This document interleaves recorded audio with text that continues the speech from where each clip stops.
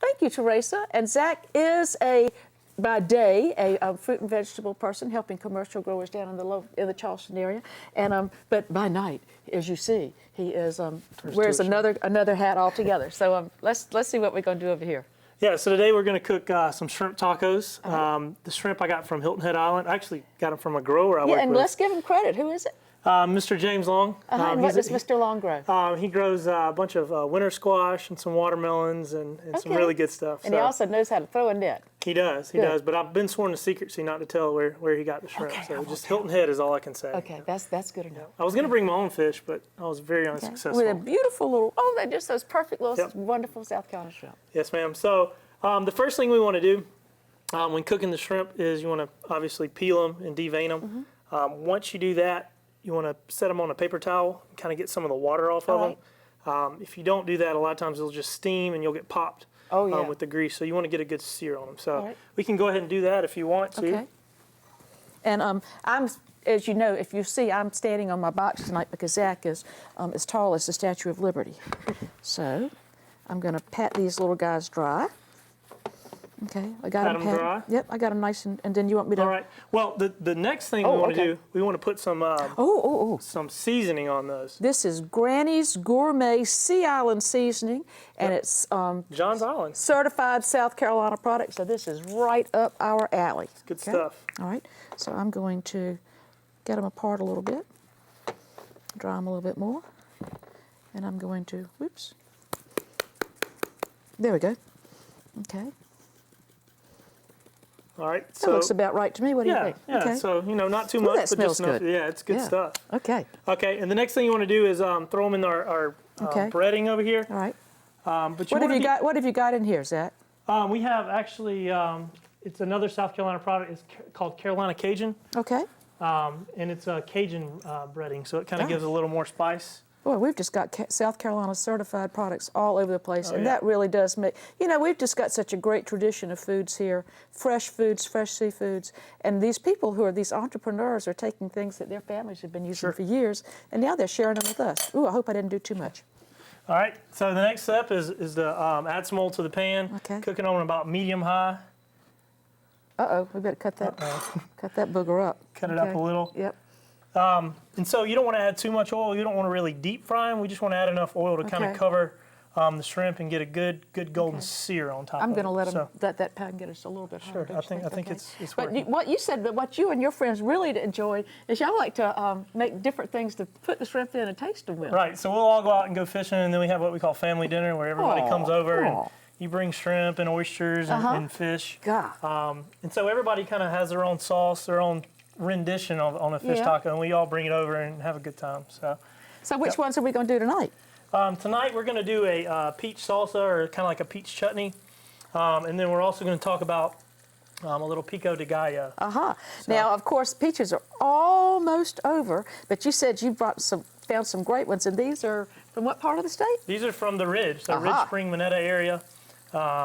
And that's one of the, I think it's the greatest peach growing area in the world, I'm pretty sure. Well, I know we grow more peaches than Georgia. That's right. They call themselves the peach state, but we're the tastier peach state. That's right. And there's nothing as good as a good South Carolina peach. Okay. So we're going to cook these about a minute to 2 minutes on each side. All right. Really depending on how thick the shrimp is. And they're already starting to turn pink. Okay. So that's good. And while we're doing that, while those are cooking, we're going to make a peach salsa. Okay. So the first thing we start with are 2 peaches. Two nice fresh peaches. Then we're going to add our lime juice next. And this is about 2 limes worth of lime juice. Okay, so a good bit of lime. Sure. Okay. The next thing, we don't grow any avocados in South Carolina, but you got to have some non-South Carolina products in there too. So about 1 avocado.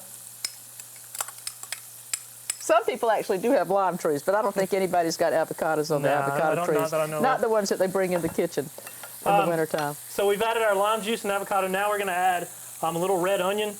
You can add as much as you like, whatever, if you like a lot of onion flavor, you can add more or less. and then a jalapeno. I like to, keep it spicy. Oh, absolutely. And how you peel it, especially if you take the seeds out and take the membrane out, you can adjust how hot it is so easily just by the way you slice it up, don't you think? Exactly, and a lot of people are afraid of jalapenos, but they actually have a really good flavor once you get past the heat part of them. I make a creme brulee with jalapenos. Really? Mm-hmm. You need to invite me over sometime. I'll do that. Yeah. You bring the shrimp, I'll make the creme brulee. There you go, that's the deal.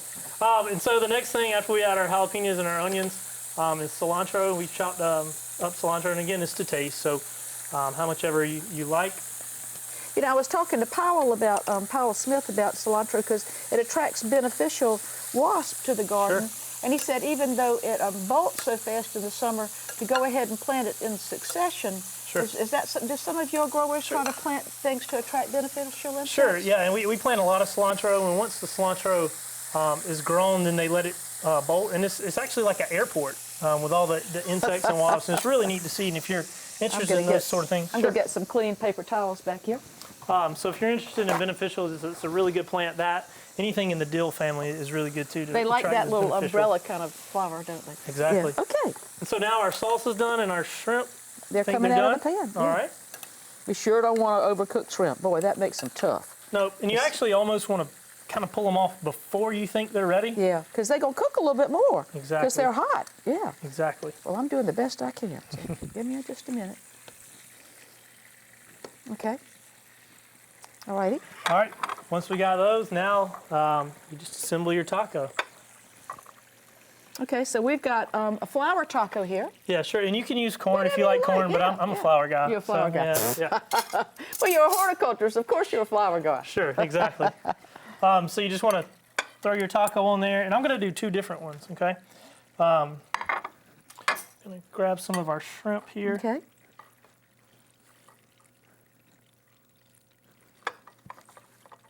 I don't know if I know how to cut this stove off. It's off. You did a good job. I hope so. This is a new stove. I don't know how to use it. So once we have our shrimp on there, you just add your peach salsa. Oh, my mouth is already going like this. Oh, yeah, it smells good. Yeah. We're going to have first crack at it. But over here you've got some other things as well, don't you? Sure. So let's pull these over and show how pretty they are. Okay.